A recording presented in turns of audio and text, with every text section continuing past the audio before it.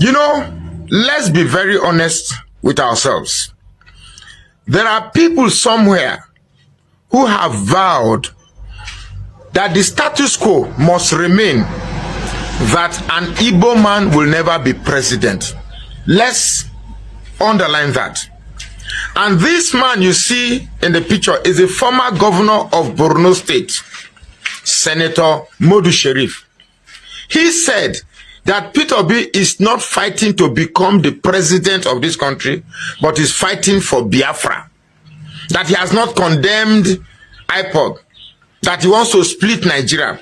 And trust me, this is a narrative that has been handed down to generations of youths in the north. That is why most northern youths don't want to vote for an Igbo candidate. But let me break all that, Senator Modu. My name is Magnus Oraka. I schooled in the University of Maiduguri when you were the governor of Borno State. I want to tell you, Senator Modu, I was taking a motorbike. I was looking for somewhere in the house, and we meandered through some roads, and I saw one mighty fence painted all in gold, pure gold plated. The whole wall was gold plated. In fact, everywhere in the house is gold. That was then. That was way back, early 90s, 91, 90 or 91, way back. And all the people around you are living in poverty. The houses there are not even compared to 1% of the cost of your house. I understand that the mosque in your house, you use you use 500 million naira to build it. That's some billions of naira now. Now, let us face your comment that Peter Obi is fighting for Biafra. First, you make the name Biafra look as if it's demonic. An Ariwa man will call himself Ariwa, no problem. A Yoruba man will call himself Odudua, no problem. An Igbo man will call himself Biafra. Oh, all hell broke loose. There's nothing wrong with being a Biafran. That is the identity that they've chosen to call themselves. That is the identity they call themselves. Just as the Hausa man have identified themselves as Ariwa, that is how the Yoruba man has identified himself as Odudua. They have chosen to identify themselves as Biafra. I don't see a problem with that. Now, is Peter Obi coming to fight for Biafra? Hell no. Certainly not. That Peter Obi didn't condemn IPOB. The fact that you condemn IPOB does not mean every Igbo man should condemn IPOB. IPOB, for starters, they are not terrorist group. IPOB don't go to church and bomb church. IPOB don't strap bombs on their body. They don't leave southeast to go to other people's land to go and say, no, we want to claim and drive people off their land. Your narrative cannot be our narrative. That the federal government proscribed IPOB as terrorists, but has since today refused to proscribe Boko Haram, ISWAP, Takarawa, whatever, as terrorist group. I mean, come on now. You cannot force your narrative on us. For me, I may not like the ways of IPOB, but they are a secessionist group who feels marginalized and want a country of their own. They are not saying Nigeria must be their country. No, they want part of Nigeria. But because the likes of you, Senator Modu, believe that every single part of Nigeria belongs to your caliphate, your power brokers group, you want the Igbos, the Yorubas, everybody to be under you. Whether you like it or not, if it has been stated somewhere that an Igbo man cannot be present, then everything IPOB is fighting for, I support 100%. Everything IPOB represents, I support it 100%. I am not a slave in my own country, and certainly no northerner can claim to be superior to me. Lie. It cannot work. Peter Obi is not coming to fight for Biafra as a Nigerian president. Peter Obi is not going to declare IPOB as terrorists just because the North said IPOB is terrorists. The real terrorists are the one going into bushes, and the real terrorists are the one taking our families into the bushes. They are the one blowing up churches, blowing up mosques, blowing themselves up, disturbing the peaceful state of the nation. Those are terrorists. IPOB are simply asking for their own country. And you said no. Okay, let us live together. You said no. Let everybody have equal opportunity to rule this country. You said no. It must be a case of master servant, where the North are the ones ruling, the rest of us are slaves. Now you're having a taste of your own medicine from Tinubu. How it be? Well, I'm not going to say much. Whether you like it or not, Peter Obi is the solution to bringing Nigerians together. And that we want. Peter Obi for president. Something is definitely wrong somewhere. I don't mean to be a bearer of bad tales, but good morning, trenches. Please help me tell who you can tag in the comment section. If APC can send an Ali Modu Sheriff, someone who has been accused of being linked with terrorism over and over again, they can send him to a national telly to go and speak against the Peter Obi. Something is definitely wrong somewhere. And I'm going to say this one time: if you are a Nigerian, you are a Nigerian, both home and abroad, you should be worried. You should be fidgeting. You should be scared. Yeah, you don't know him. I don't want to shout. You remember Chibok girls? Oh yes, when they kidnapped the Chibok girls. You see this man, yeah, his name was mentioned. Not by a Nigerian, but by this man right here. Yes, this man was one of the negotiators for the release of Chibok girls. He said that his people, the people he was talking to, top politicians that are close to the Boko Haram, those who actually, you know, guy said, okay, I'm going to put the article up here. And he mentioned the former governor. Guess the former governor. Guess now, Ali Modu Sheriff. You know when person they tell you, say, oh, person when they talk to get level to the people. Don't worry, you know the politicians. We see the person here. That is the same person going on TV to talk about Peter Obi. These guys are so scared in security might end if Peter Obi comes in. They are so scared. For them to send an Ali Modu Sheriff in a same country, this man will be in jail. In a same country. What's the name of this EFCC chairman? He will be roasting his brokers day and night. But no, he would rather carry me. He would rather carry me. This man, two-time governor of Borno State, was alleged to have mismanaged 300 billion.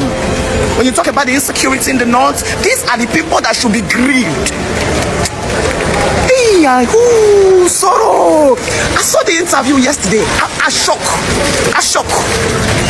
I would prefer a Sheikh Gumi over this man. Nah, Nigeria is not a real place. That's what I tell you again. If you are a Nigerian right now in 2026, you are watching an Ali Modu Sheriff, you should be worried. You should be scared. The Desiani, the posting is corrupt. You know Desiani, this woman now, and even if you can do it, we don't understand. Desiani money touching hand, 450 million. But you keep saying that, oh, they investigated, no conviction. That is the problem of Nigeria, because these people don't get convicted, the crimes repeat in a circle. And tomorrow they become our heroes. Look at Ali Modu Sheriff in television, they're supposed to wipe a cord. I'm in a public space. I'm disgusted. In fact, if I did not have confidence in Peter Obi before, now I know there's something there these people are desperately chasing. You too. In fact, if you not get belief before, now you're supposed to put body. Because if Ali Modu Sheriff can be granted an interview, we are close. Hopefully, Arewa youth, we add their voices and explain Ali Modu Sheriff to us. Somebody say we move. I'm not talking about the PDP or no. I just scatter PDP. Oh, PDP governors will tell you. Even your friends, they shock saying the television, they talk about this bunch of dingbats. These are people that should be incarcerated. These are not humans that should walk among us. When you talk about the crisis we face, you want to trace down to the roots. These are people that should not go free. I can't even believe I have to come outside to make this video. I have to come outside from this side, because if an Ali Modu Sheriff can be restless enough to go to the telly, So I saw this video of Ali Modu Sheriff interview with Shinwo Kimbaloye of Channels Television, and Ali Modu Sheriff had the guts. Ali Modu Sheriff had the guts to say that Peter Obi wants to divide Nigeria. That Peter Obi is a supporter of Biafra, a supporter of IPOB. He wants to divide Nigeria. My question to Ali Modu Sheriff, because people are just useless. I don't blame you. I blame the system in Nigeria. If Nigeria is a functional country, somebody like Ali Modu Sheriff should be locked behind bars, should be languishing away in jail. When you created Boko Haram, did you create Boko Haram to unite Nigeria? Or did Boko Haram not started under your watch when you were governor of Borno State? I don't blame you, I blame the system. I blame the system. You have the tenacity. Can you even compare yourself to Peter Obi? By all ramification. Nonsense. Dear Channels Television, it's looking like you guys are now working for Tinubu. Yes, that's what it's looking like. Because which one be every day you invite people to come on your station and the only topic you discuss is Peter Obi. Modu Sheriff, who is supposed to be in prison, a man who has been accused of stealing billions of naira of his state, a man who has been accused of a link to certain group of people that are not pleasant, that he was the founder of a particular group. That man came on TV and claiming that Peter Obi is not fit to become president of Nigeria because he supports IPOB. Honestly, I think Channels Television is fond of that. Every time they invite people to come on TV, they find a way to bring in Peter Obi to their discussion, which I think is something that calls for worry. I'm not really bothered about it, but being Channels, I think, is becoming a one-sided station supporting the present government. I don't have any problem with you, but if you want to do that, just like TVC, do it with your open chest, instead of bringing people to castigate Peter Obi at every opportunity you have. You know, Ken the Coco will come on TV, he will discuss Peter Obi. Reno Mokri on TV will discuss Peter Obi.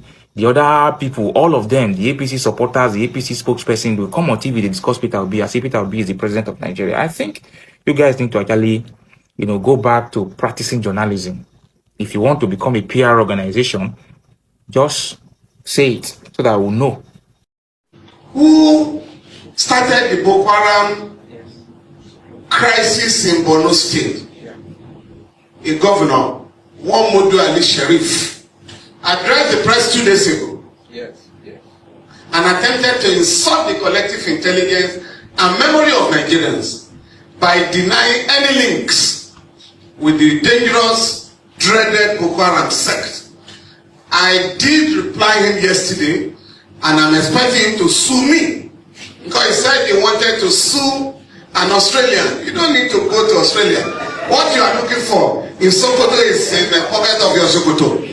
I'm ready to join issues with him, because not only did he sponsor that organization by providing funds for them, in 2003 he had a deal with the Boko Haram sect to get him to win the election, and that if he won his re-election, he will compensate the organization. When he won that election, he appointed Alhaji Bugu Foyle as the Commissioner for Religious Affairs to implement Sharia in that state. When the man attended the first Executive Council meeting, he discovered that they were all talking about contracts and how to steal money. So he went back to the camp, the Boko Haram camp, and said, "Where you send me to is Gida Barawi, the house of thieves. I can no longer be part of them." So he was asked to resign, and that was how Foyle resigned from the government of Modu Sheriff. So to say that you don't know them is the greatest lie. I was just reminded this morning by somebody from Borno State that what started Boko Haram. Everybody knows it was started in Borno by the then Borno governor, Ali Sharif. He is still roaming the streets freely. Yes. When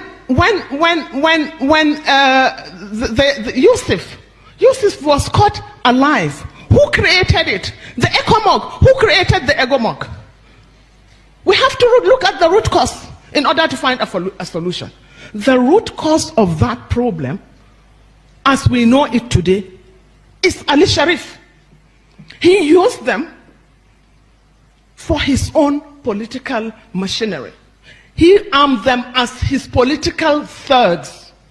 He even made one of them a commissioner. But they became too powerful. And they had no option but to try an elimination, which was not possible, and which we are all paying for. The creature called Modu Sheriff is still walking around in Nigeria, and he remains a man of influence. Tells me everything I need to know about the complicity of the Nigerian state. Now, he said the USA will immediately Stop all aids and assistance. I am forced to speak to a private encounter where I had occasion to speak to US government officials. And when I was asked, is there anything we can do for you? I said, no, we don't require anything from you. I want nothing from anybody.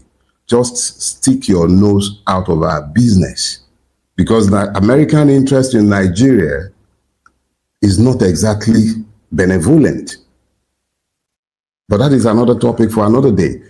I was clear. Stick your nose out of our business. And stick your nose out of our business includes keep your aids, keep your assistance. It's not been beneficial to us. If anything, your aids and assistance have only served to keep us further impoverished and reinforced the evil that you have allowed to overtake our country. So let us be clear. I am all for you doing number 2. Please, we beg you, stop all aids and assistance. But as you're stopping all aids and assistance, stop being the net recipient of our stolen commonwealth.